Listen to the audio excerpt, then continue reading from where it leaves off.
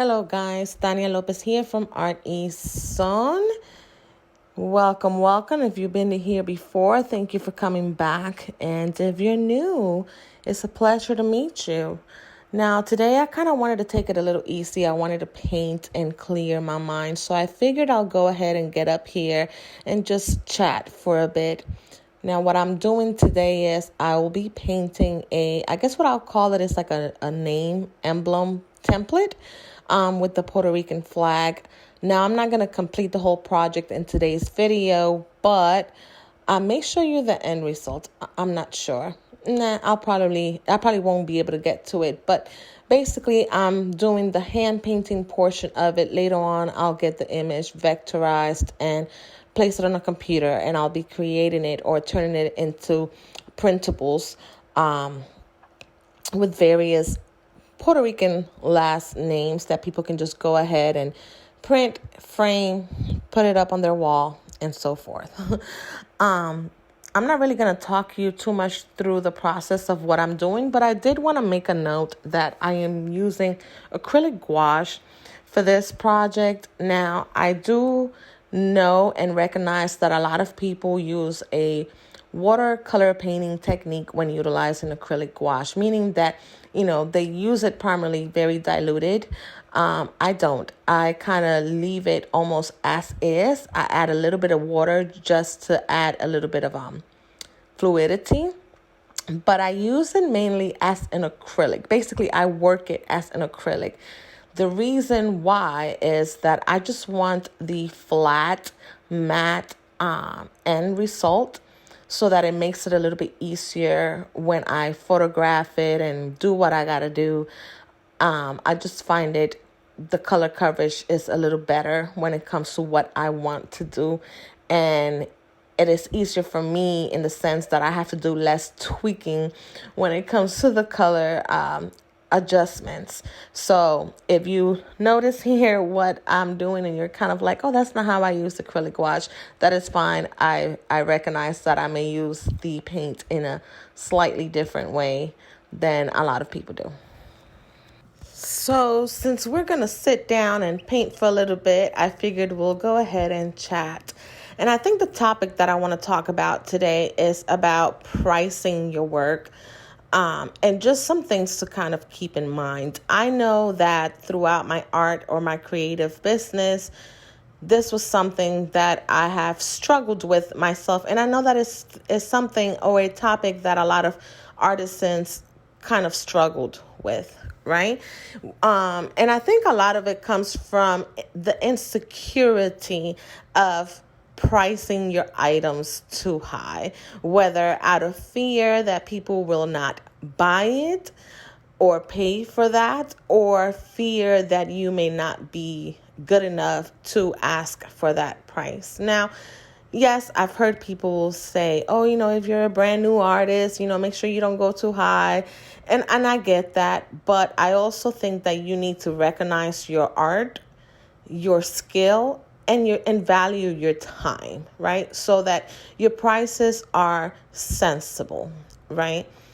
Now, I do remember a post that another artist had made on Instagram one time, and the post was regarding art prints. And I don't know if she was throwing shade at someone or if she was just speaking her mind, but the statement basically said that she would never charge X amount of money for an art print. And I don't know where her train of thought was coming from, because this is the thing. I personally sell two different kinds of prints in my creative business, and two different methods. I have the art prints that I print at home, meaning I buy, of course, premium paper, and I do my best in printing them, and I trim them, and I package them. But this here, I will not charge the same price that I would if I were to get the art prints professionally done. When you get things professionally done, the cost of production itself is a lot higher. And the type of paper, you get archival paper, you get non-yellowing paper, you get, giclée, or however you pronounce that word. You got all these different types of textures. And so the cost of production and materials is a lot higher, right? Taking into account that you're paying for the service to be done. And then you cannot forget about charging for the artwork itself. This is still your work, right? This is still an image that took time for you to create. And you're essentially pricing this piece with your name in mind. And so you do have to make sure that you add that thought into the calculation of the prices.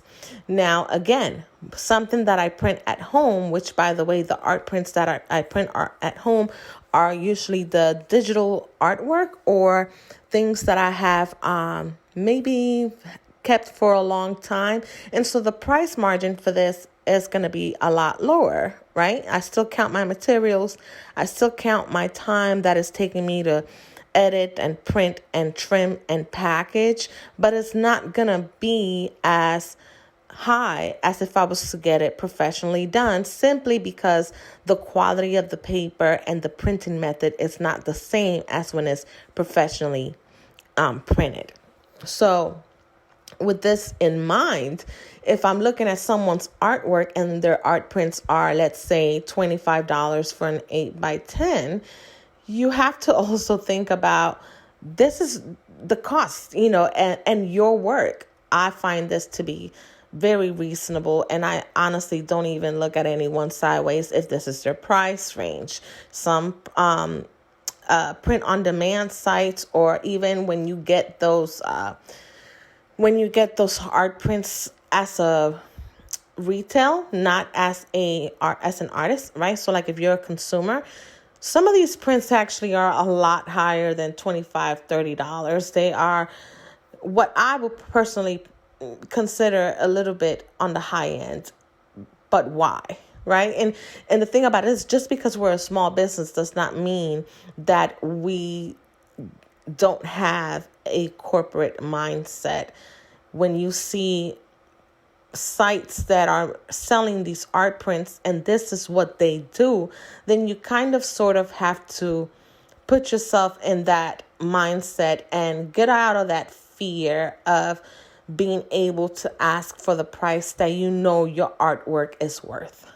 Now, when it comes to my wood crafts, for example, and this is something that I see with other crafters as well, I did struggle with this. And the main product that I always struggled with was my popsicle sticks coasters, right? And I think the reason initially why I struggled is because these are popsicle sticks. Like, it just seems so kiddish sometimes, right? But then you add the time and the care that you put to create. Now we're talking about assembling. We're talking about hand painting. We're talking about varnishing. And then we're talking about the skill that you put into each item. You got to be able to go ahead and price it the right way. So I'll actually give you an example. With my popsicle stick coasters, I remember when I first started selling them, seriously, like I just started, I was selling them for $7 for a set of 5 coasters. This definitely did not equal the amount of time that it takes me to create that one set. It's just like, no way. But I was so insecure at the time of selling this at a higher price. And I remember this lady came to my vendor table and she said, "How much are you charging for this?" And I told her, and she was like, "No." She was like, "What are you doing?" She's like, "You are not charging enough for these." And so I had raised my price to, I think it was like, I did it gradually, but I think eventually it was like $15 for the set. And it's still like, you don't understand. It takes me hours to paint these coasters, and then varnishing and all of the things that go into it. So I was charging $15 for a set, and then I actually had a friend last year, the year before last, I think it was. I don't know, because time is kind of like a blur right now. But they came to help me base paint because, so this is the thing. When it comes to my wood crafts, a lot of people ask me, this is just a little side note, by the way. A lot of people ask me, well, why don't you get people to help you paint? And the thing about it is, I am very protective when it comes to the work that I'm putting out there, the product that I'm putting out there. And I know that a lot of people don't paint the way that I do. And so I don't mind getting people to help me base paint a lot of the items. But as far as the details, I have to do it myself. That's just something that I take pride in. And that I know that other people will not put the effort and the pride that I do. And so it might be a little egotistical, but that's just the way that I do things. So anyways, back to the main topic. I had a friend come and help me base paint, and he was like, "How much do you charge for these?" And I told him. He was like, "No." He was like, "This is too much work." And you could tell that he was exhausted, and he didn't even touch, like, not even a fraction of the amount of coasters that I had to paint. He was just baffled, right?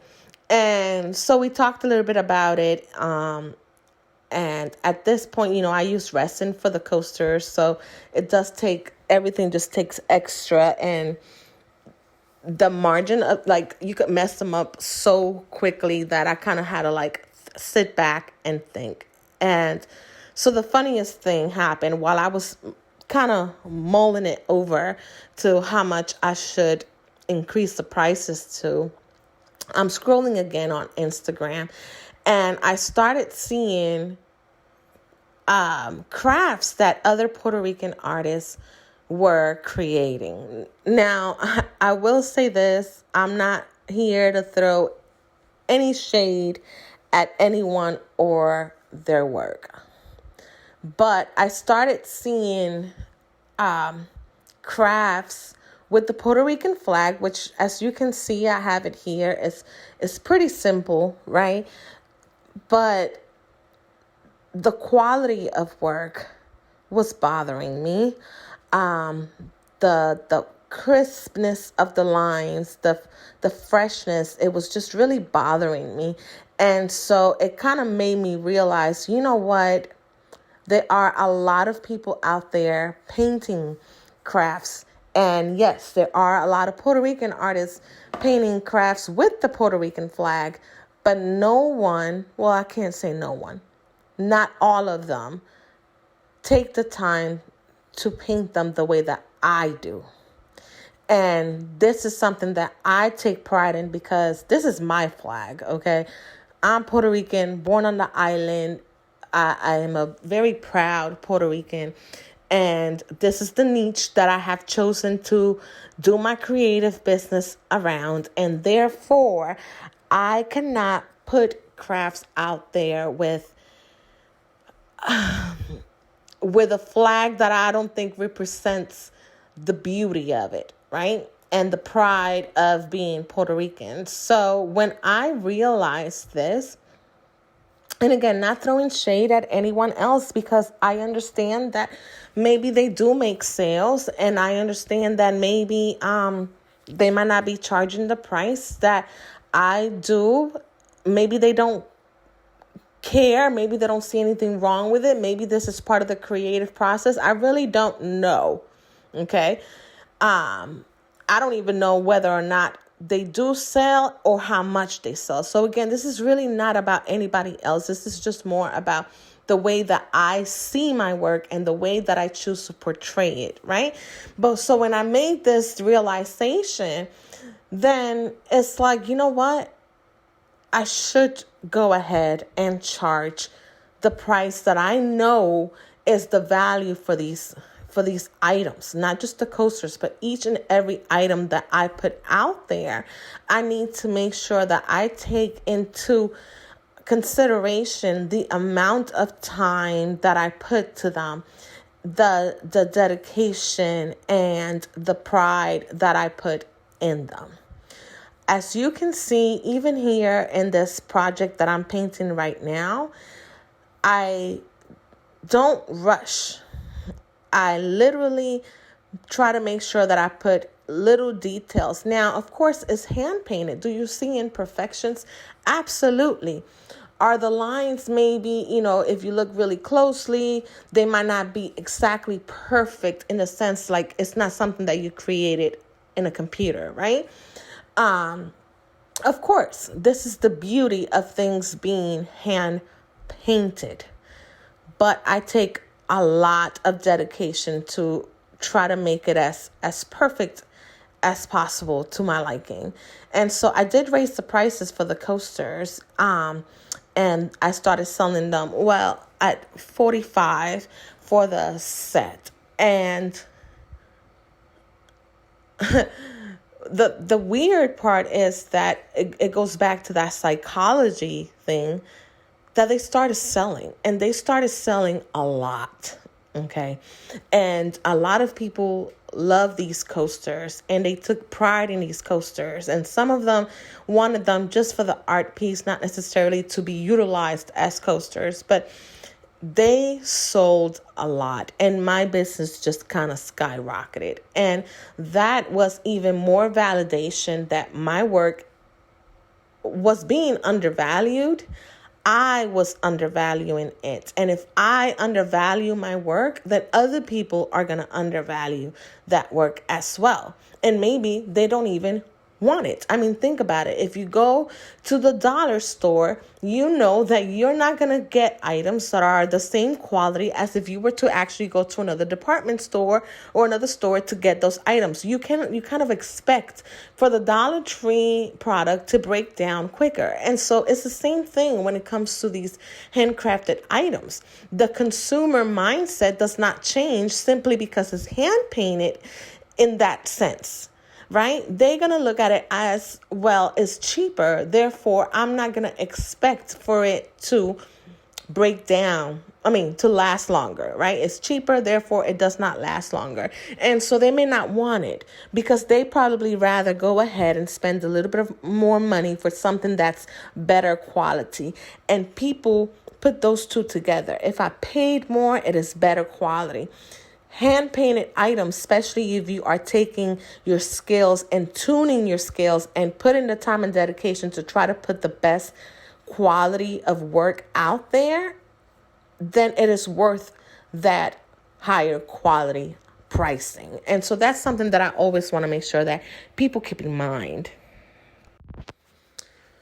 Now, of course, there are going to be people that are going to complain about it, or that they're going to try to, what's the word? Haggle, right? Is that the word? I think that's how you say it. They're always going to try to talk about the pricing, whether it's too expensive and this. Like, I remember I've received comments on Instagram for my rearview mirrors, and they're like, oh, $20. How many do I get? Like 20. And I'm like, I don't even bother. I don't even bother to reply to some of these comments, because the people that know the value of it, the fact that it's wood, the fact that it's hand painted, the fact that this is an artisan that we are talking about, those people that value your work, they won't even ask you why. They would purchase the item. I am not going to be hurt by the people that opt not to, or that do not see the value of it. And so always thicken your skin a little bit, kind of like let those things kind of slide down your back, because it does not matter. I want to say that maybe for these rearview mirror charms, I maybe got like 20 people that have commented on the price and finding it expensive. And for those 20 people, I've had over 100 buy them. It's just, it's how do I put it? Like, it's just the way that it is.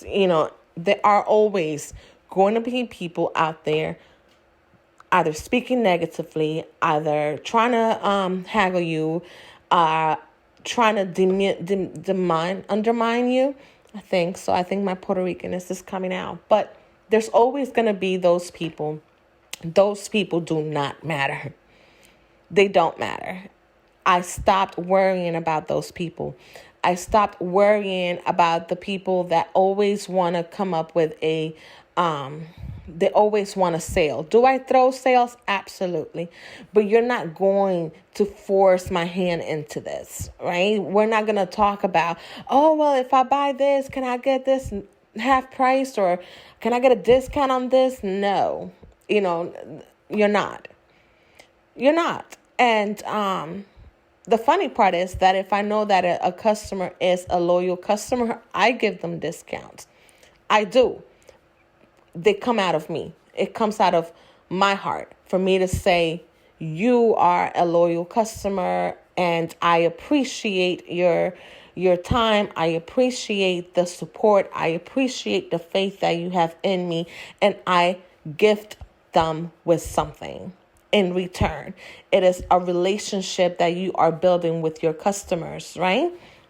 And so I try to do this as much as possible. I've had customers that I continuously see their name pop up in orders, and therefore on the next order, I might add an extra gift for them, an extra item, whatever it may be. I'll always try to make sure that these people know that they are appreciated, that they mean a lot to me, because without them, I wouldn't be doing what I do. But I do not have the patience to deal with the people that are always on that me mindset, especially the ones that don't know exactly what it is that I do or how long it took me to paint what it is that they're trying to accomplish. I also have this mindset when it comes to my artwork, and mind you, I had to learn to be that way.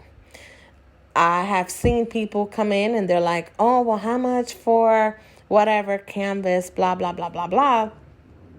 And for some reason, I always worry about whether or not someone can afford it. And the thing about it is, I had to change my mindset to say, well, if you can't afford it, you probably shouldn't be buying it, right? Of course, us as artists or crafters, we think, oh, but we don't want to miss out on a sale. You're not going to miss out on a sale, because if that one doesn't work out, there's always going to be another one. I get people that would message me about a project, and they're like, oh, let's say they ask me, and I give them the prices, and I always let them know you have to pay either a deposit, depending on what it is, a deposit, or pay for it in full before I even start working on it.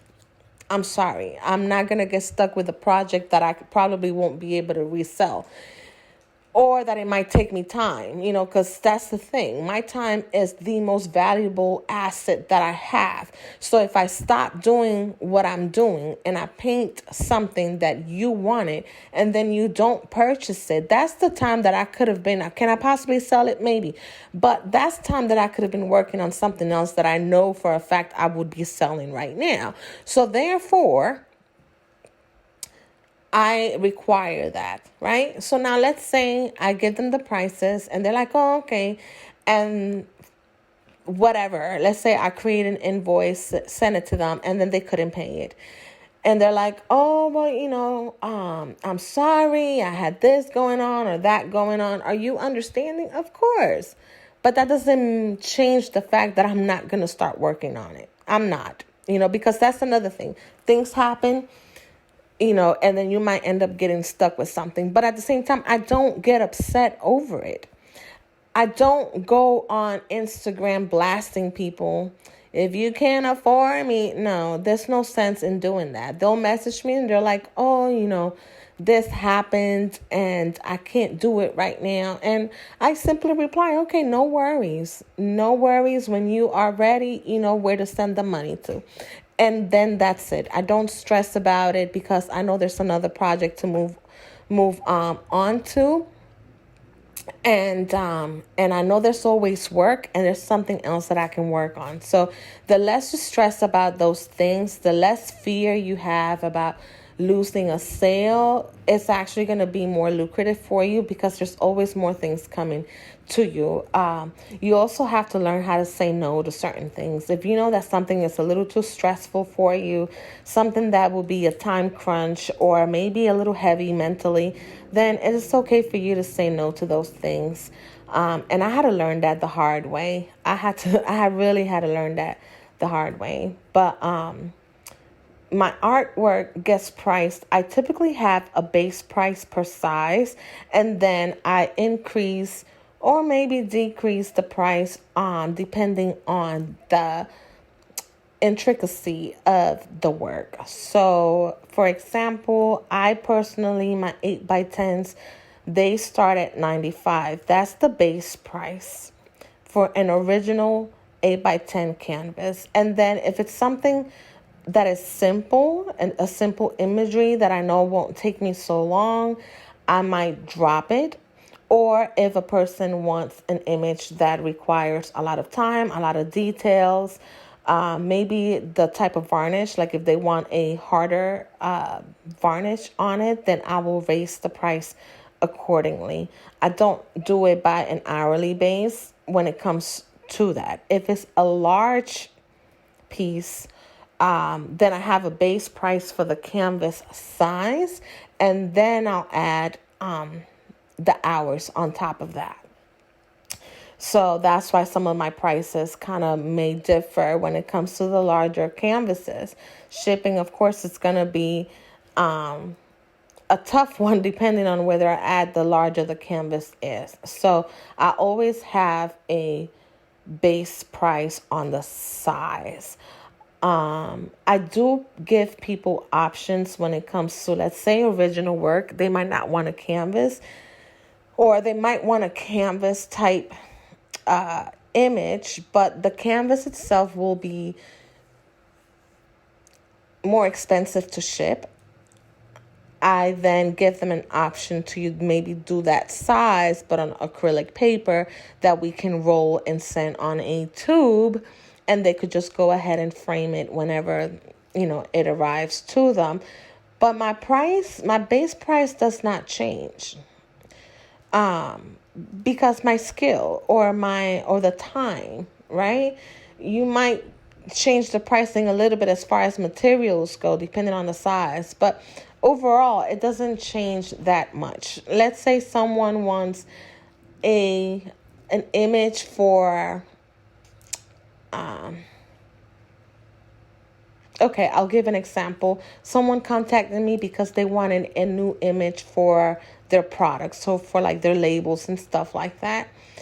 I'm going to still charge for my work, even though it turns out being a digital thing later on. I hand paint. I don't draw digitally. So a lot of people that come to me and they want something drawn, that they want a commission, they know that it's going to be hand drawn and then digitally altered. I don't do digital art. So they still have to pay for me doing that initial design. And I think that's something that people don't think about either when they're doing the pricing of their work. So I always charge first for the time and that base price of what it would take for me to draw that initial piece. Now, depending on what it is, for something like that, I would draw it on an acrylic, kind of how this is acrylic paper, what I'm doing right now.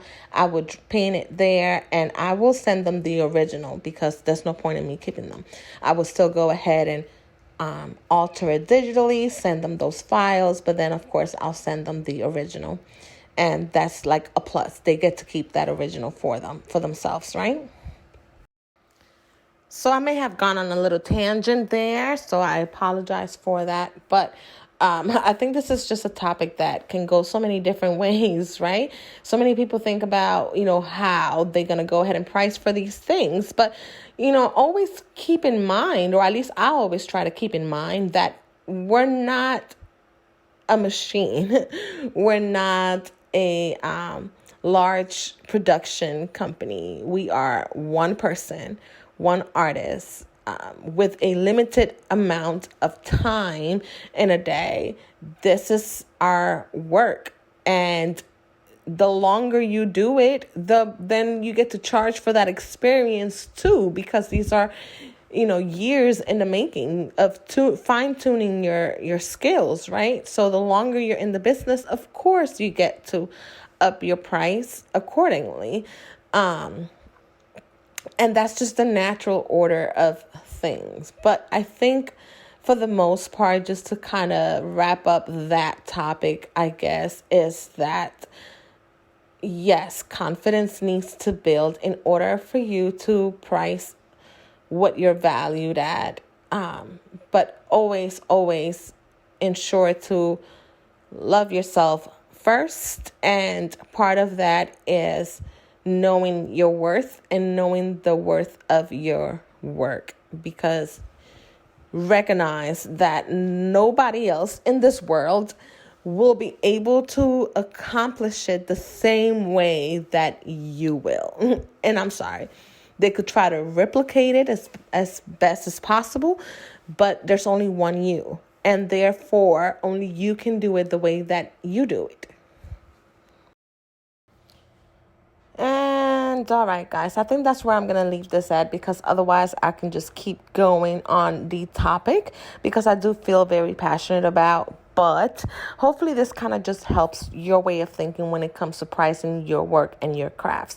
Really pay attention to how much time it's taking you to complete each piece, how much dedication you are putting into it, and what you really think it's worth. Not necessarily what your fear may be telling you, that little insecurity may be telling you, but try to take a step back and just kind of price your work and your crafts accordingly.